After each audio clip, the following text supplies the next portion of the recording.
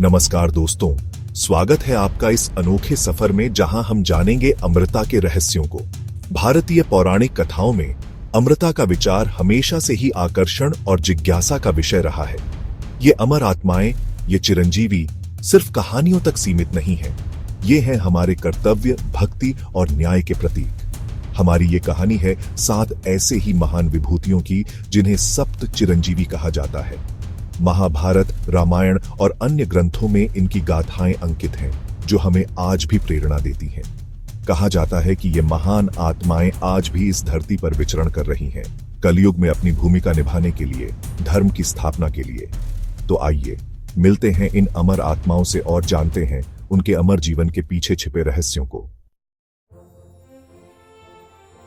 सबसे पहले कहानी एक ऐसे योद्धा की जिसकी वीरता और शौर्य की गाथाएं आज भी लोगों के रोंगटे खड़ीढ़े कर देती हैं। अश्वत्थामा।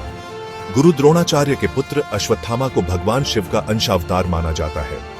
महाभारत के युद्ध में इन्होंने अपने शौर्य और पराक्रम से पांडवों को कई बार धूल चटाई, लेकिन युद्ध के अंतिम चरण में छल से अपने पिता की मृत्यु का बदला लेने के लिए अश्वत्थामा ने एक ऐसा कृत्य कर दिया जिसने उन्हें श्रापित कर दिया। क्रोध में डूबे अश्वत्थामा ने ब्रह्मास्त्र का प्रयोग किया, जिसके परिणाम स्वरूप उन्हें अमृता का श्राप मिला। आज भी कहा जाता है कि अश्वत्थामा इस धरती पर भटक रहे हैं, अपने कर्मों की सजा भुगत रहे हैं। अब हमारी कहानी एक ऐसे राजा की जिनकी दानशीलता और उदारता के किस्से सदियों से सुनाए जाते रहे हैं। राजा बलि। असीम शक्ति और वैभव के स्वामी राजा बलि अपनी उदारता और दानवीरता के लिए प्रसिद्ध थे। भगवान विष्णु ने वामन अवतार लेकर उनकी परीक्षा ली और 3 पग भूमिदान में मांगी। राजा बलि ने अपनी प्रतिज्ञा निभाने के लिए अपना सब कुछ न्योछावर कर दिया, यहां तक कि स्वर्ग और पृथ्वी भी। उनकी इसी त्याग और भक्ति से प्रसन्न होकर भगवान विष्णु ने उन्हें अमृता का वरदान दिया। अब हम बात करेंगे एक ऐसे महाज्ञानी और आशी की जिन्होंने हमें ज्ञान का अमूल्य खजाना दिया। वेद व्यास। वेद व्यास को महाभारत के रचयिता और वेदों के संकलनकर्ता के रूप में जाना जाता है। उन्होंने अपनी लेखनी से मानवता को ज्ञान, नीति और दर्शन का अमृत पिलाया। उनकी रचनाएं आज भी हमें जीवन जीने की राह दिखाती हैं। ऐसा माना जाता है कि वेद व्यास आज भी इस धरती पर मौजूद हैं, ज्ञान का प्रकाश फैला रहे हैं। चैप्टर 4। हनुमान। भक्ति और शक्ति का संगम। अब बारी है पवनपुत्र हनुमान की, जो भक्ति, शक्ति और समर्पण के प्रतीक हैं। भगवान राम के अनन्य भक्त हनुमान अपनी असीम शक्ति और बुद्धिमानी के लिए जाने जाते हैं। रामायण में रावण के साथ युद्ध में उन्होंने महत्वपूर्ण भूमिका निभाई। अपनी भक्ति और सेवा से प्रसन्न होकर भगवान राम ने उन्हें अमृता का वरदान दिया। कहा जाता है कि हनुमान आज भी इस धरती पर मौजूद हैं, भगवान राम की भक्ति में लीन। चैप्टर 5। विभीषण। धर्म का साथी। अब हम बात करेंगे रावण के भाई विभीषण की, जिन्होंने धर्म का साथ दिया।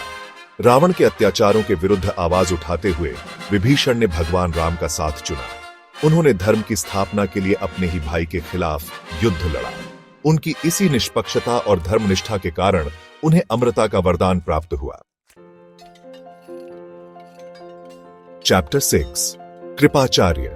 धैर्य और न्याय के प्रतीक। अब हम जानेंगे महाभारत के महान गुरु कृपाचार्य के बारे में, जो धैर्य और न्याय के प्रतीक हैं। कृपाचार्य कौरवों और पांडवों दोनों के गुरु थे। महाभारत के युद्ध में उन्होंने निष्पक्ष रहते हुए अपना धर्म निभाया। युद्ध के बाद भी उन्होंने अपनी ज्ञान और शिक्षा से समाज को दिशा प्रदान की। चैप्टर 7। परशुराम। शक्ति और संयम का अवतार। अंत में हम बात करेंगे भगवान विष्णु के 6ठे अवतार परशुराम की, जो शक्ति और संयम के प्रतीक हैं। परशुराम एक महान योद्धा और शिव के परम भक्त थे। उन्होंने पृथ्वी से अत्याचारी क्षत्रियों का संहार किया और धर्म की स्थापना की। भगवान शिव से प्राप्त परशु कुल्हाड़ी के कारण उन्हें परशुराम कहा जाता है। तो दोस्तों, ये थीं 7 चिरंजीवियों की अमर कहानियां। ये कहानियां सिर्फ मनोरंजन का साधन नहीं है, बल्कि जीवन जीने की प्रेरणा है। ये हमें सिखाती हैं कि सच्ची अमरता धर्म, कर्तव्य, भक्ति और न्याय के मार्ग पर चलने से मिलती है। आइए इन महान विभूतियों के जीवन से सीख लें और अपने जीवन को सार्थक बनाएं। इनकी अमर गाथाएं हमें सदैव प्रेरित करती रहें, यही कामना है। धन्यवाद।